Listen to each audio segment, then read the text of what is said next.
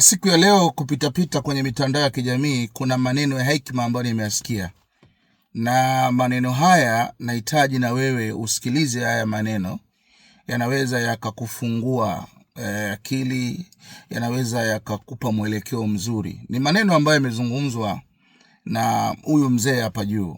Ni mzee ambaye mwenye hekima, huwa anapenda kufuatilia sana clip zake kwa sababu kuna maneno ambayo anafundisha ni motivation kwa vijana wengi, na anajaribu kuelekeza na anajaribu kuongea ukweli wakati mwingine. Kwa hiyo baada ya kuona hii video nikasema ni share na wewe ambaye unanifuatilia mimi na kujifunza vitu vingi kutoka kwangu. Nataka usikilize hii klipu, maneno ya busara ambayo amekueleza. Unapokutana na mtu usimuombe pesa, muombe maarifa. Amefikaje pale na kwa nini amefika pale? Yani amehamasisha vizuri sana. Unapokutana na mtu usimuombe pesa, muombe maarifa. Hii ni kitu kizuri sana. Hebu tumsikilize kwanza, tumsikilize alafu ujifunze kutoka kwake, ujifunze kutoka katika kinywa chake. Kuna wengine hawapende kusikiza maneno ya hekima kutoka kwa watu wazima. Kwa hiyo penda kusikiliza maneno ya watu, penda kusikiliza maneno ya busara, penda kusikiliza motivation za watu, zinaweza kukufanya wewe ukafanikiwa. Maneno yanaumba, maneno ni ibada nzuri sana. Penda kusikiliza mawaidha, penda kusikiliza neno ambalo litakufanya wewe linakuhamasisha kufanikiwa. Naomba tusikilize afu nitakuja kuongea. Ukitaka mtu mwenye hela yoyote usimuombe hela, muombe maarifa. Amefikaje hapo? Sio unakwenda kwa mtu mwenye hela na mamilioni 500, 700 na bilioni 1. Bwana, lakini na shida mwezi huu mgumu, hada za watu shuleni, sio na 300 pale. Wewe ni mjinga, muombe maarifa. Amefikaje hapo? Amekuaje na miliki gari 7, 8, 10, 15? Na Mungu mwema amekutanisha mtu mwenye hela, muombe maarifa. Msaada una mwisho.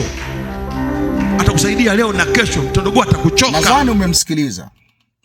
Hayo maneno naomba uyafanyie kazi. Endapo utakutana na mtu mwenye kipato, mtu mwenye uchumi, mtu alofanikiwa, anakushauri kwamba usimuombe pesa kwa sababu pesa zitakuja kuisha na utaendelea kumuomba tu. Muombe maarifa. Amefanyaje yeye kufikia hapo? Ukimuomba maarifa itakusaidia. Na msaada wakati mwingine unakuja na manyanyaso. Msaada wakati mwingine unakuja na maneno. Mtu atakuchoka. Kila siku wewe unaomba pesa, kila siku unaomba hiki, kila siku unaomba hiki. Jaribu kuomba maarifa. Yani ukimuomba mtu maarifa, amefikia pale kwa sababu gani, itaweza kukusaidia wewe hata kwenye kutafuta, itakurahisishia vitu vingi. Penda kujifunza kwa watu waliofanikiwa.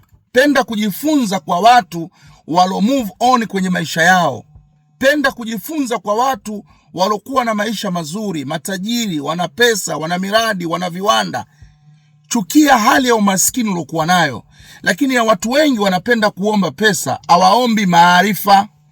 Watu wengi wanapenda kuomba pesa za kula, pesa za kulipia watoto wao ada, pesa za kulipia pango nyumba, pesa za kujikimu maisha yao, lakini watu wengi hawapendi kuomba maarifa. Ajiulizi kwamba wewe umefikia pale ni kwa sababu gani? Kwa hiyo mtu ukimuomba maarifa ni rahisi kukufikisha kwa sababu anajua wewe ni mtafutaji, unatamani kuwa kama yeye. Kwa hiyo wewe ambaye unatafuta maisha, usiombe pesa kwa watu waliofanikiwa. Omba maarifa, ni kwa nini amefika pale. Omba maarifa na wewe unahitaji kufika level ile ambayo yeye amefika. Hakika itakusaidia sana. Kama yeye amefika pale, na wewe unaweza kufika hapo.